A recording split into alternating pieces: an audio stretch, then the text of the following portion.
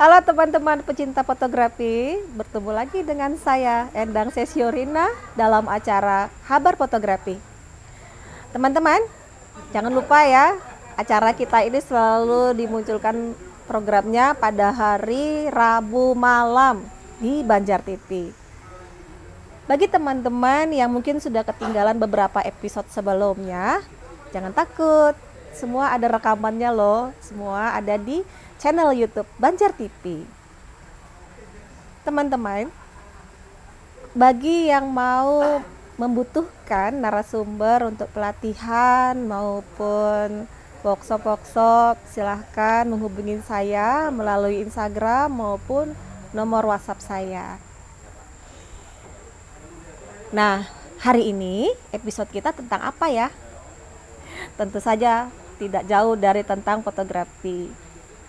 Hari ini saya mencoba menguraikan tentang fotografi makro dan utamanya kita berfokus pada makro menggunakan smartphone. Smartphone sekarang memiliki banyak fitur. Salah satunya dia sudah menyediakan sebenarnya di dalamnya itu fitur makro. Biasanya simbolnya adalah bunga, ya. Jadi kalau misalnya kita mau memfoto bunga, kita bisa menggunakan tulisannya di situ makro, terus ada bunga. Hanya saja, apabila kita hanya menggunakan fitur itu saja, masih kurang detail, ya, dan juga jaraknya pun kita tidak bisa dekat.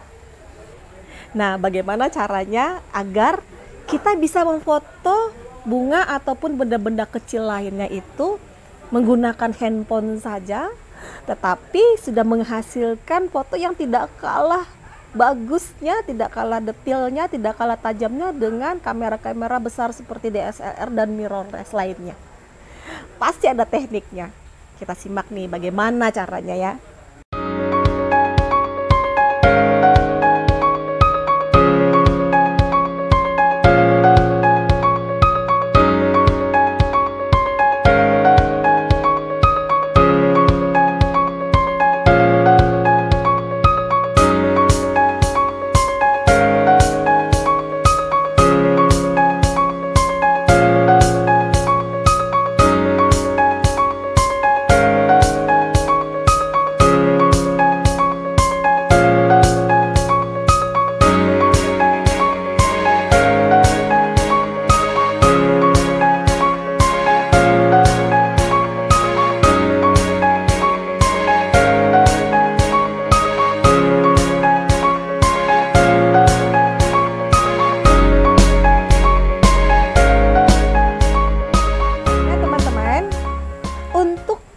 Supaya kita bisa memoto suatu benda kecil terlihat tajam dan detail, tidak kalah detailnya dengan kamera-kamera DSLR gitu. Ada satu alat yang bisa kita pasang di smartphone kita. Apa itu? Alat itu adalah lensa bongkaran. Ini loh, salah satu bentuknya seperti ini.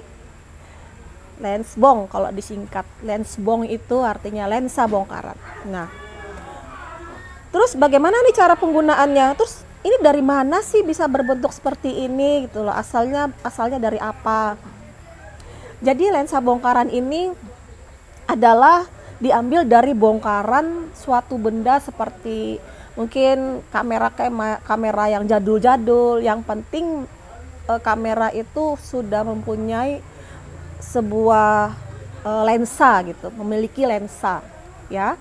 Misalnya teropong, terus juga ada juga telezoom pada handphone, terus juga lensa-lensa yang dari kamera-kamera besar DSLR, mirrorless. Jadi seperti lensa kit, lensa tele, lensa fix, bebas lensanya apa. Tapi bisa ada optiknya yang kita ambil gitu nantinya. Terus diapakan gitu ya. Jadi nanti dibuat seperti ini nih bentuknya. Seperti ini, jadi diambil optiknya, diambil lensa depannya dan optiknya, kemudian dibuatkan rumah-rumahannya tersendiri seperti ini ya. Nah, terus dibuatkannya lagi jepitannya bentuknya seperti ini. Lalu apa sih kegunaannya lens bong ini tadi? Tentu saja kegunaannya itu adalah untuk menambahkan ketajaman dari subjek yang mau kita foto ya. Misalnya kita mau memoto benda yang sangat kecil sekali seperti semut gitu ya, semut yang kecil gitu ya. Nah, kalau kita menggunakan handphone biasa dengan walaupun dengan fitur makro, nanti kalau kita perhatikan betul-betul detailnya tuh tidak setajam apabila kita menambahkan lagi dengan lens bong atau lensa bongkaran. Nah, jadi kalau dengan adanya lens bong ini nanti detail-detail mungkin dari bulu-bulu dari binatang itu akan terlihat dengan tajam. Bahkan embun-embun yang menetes bekas di pagi hari itu pun bayangan di dalam embun bisa kita tangkap dengan bantuan lens bong ini tadi. Terus cara penggunaannya bagaimana? Nanti kita simak sama-sama bagaimana caranya menggunakan dengan smartphone ya.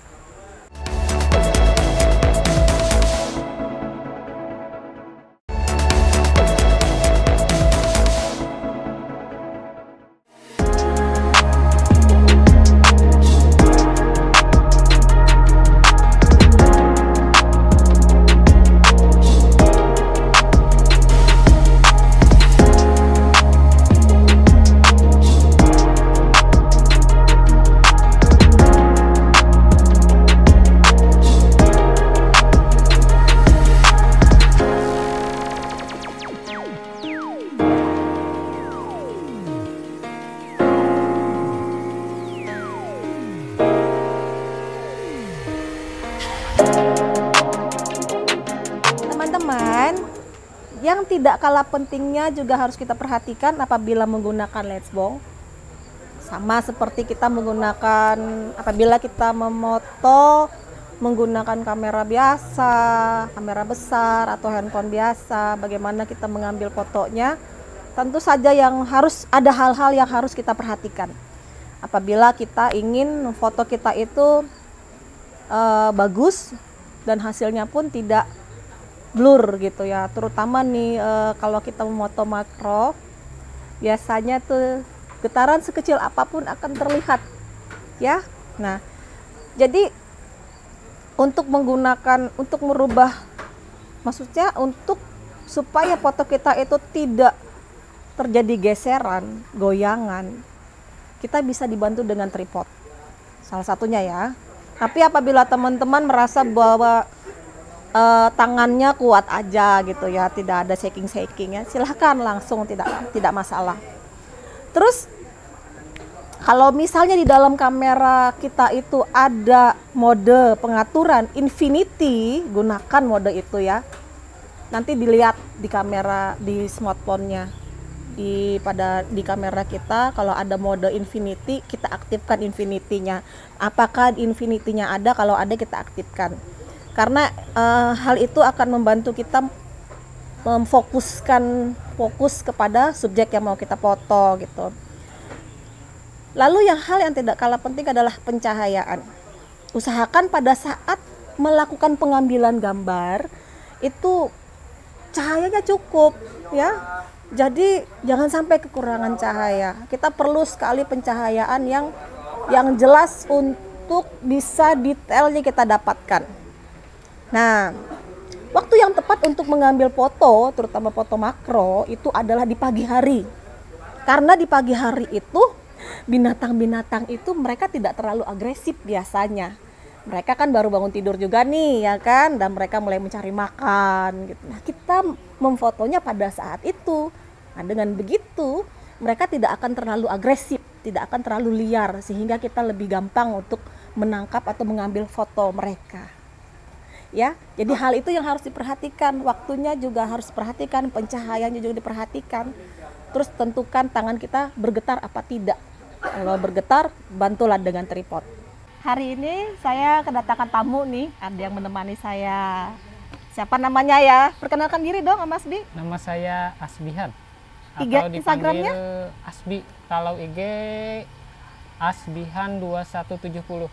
Asbihan 2170, ingat ya teman-teman ya, itu Instagram beliau. Nah, kenapa beliau saya ajak ke sini nih? Ada banyak lensa. Nah, lensa ini adalah yang bisa digunakan untuk kita menggunakan smartphone memfoto benda-benda kecil Jadi alirannya fotografi makro ya.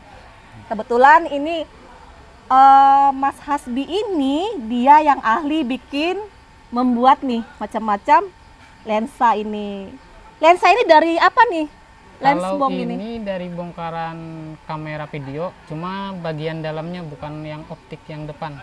Nah, ini ada beberapa lensa dengan ukuran juga yang berbeda-beda ya, dari yang kecil, agak besar, semakin besar, dan ada yang super besar. Ini bentuknya kelihatan sekali ya Mas Hasbia, ini dari lensa beneran nih.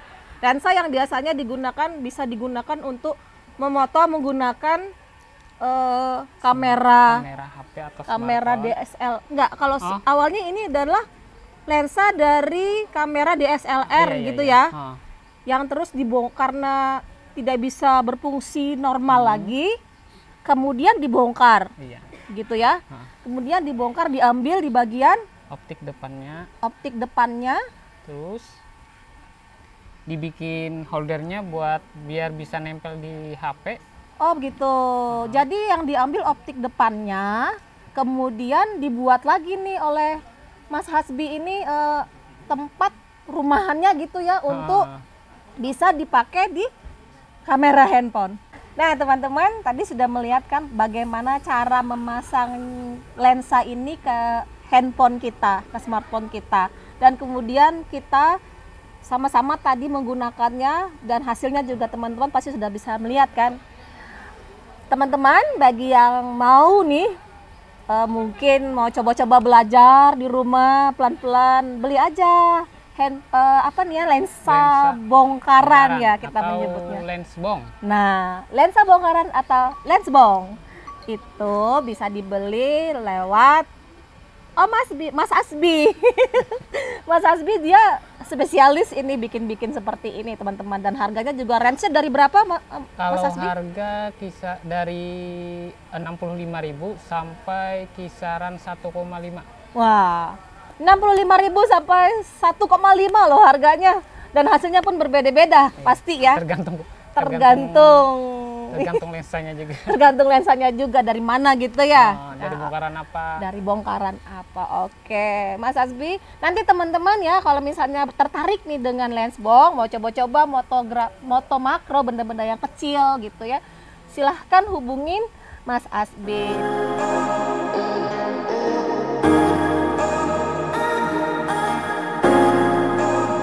Nah, teman-teman, tadi saya sudah menguraikan bagaimana cara menggunakan lensbong pada smartphone, yang mana lensbong ini adalah lensa bongkaran yang sangat berguna bagi kita untuk menambahkan detail-detail foto kita pada saat kita memoto makro ya. Jadi bagi teman-teman pecinta fotografi makro tetapi punya budget yang minim, kita bisa menggunakan smartphone kita saja ditambahkan dengan lensa bongkaran. Teman-teman, cukup sekian episode kali ini. Semoga apa yang telah saya uraikan tadi membuat teman-teman lebih tertarik lagi dengan dunia fotografi, terutama fotografi makro dengan menggunakan smartphone. Sampai bertemu lagi bersama saya Endang Sesyurina dalam acara Habar Fotografi. Salam.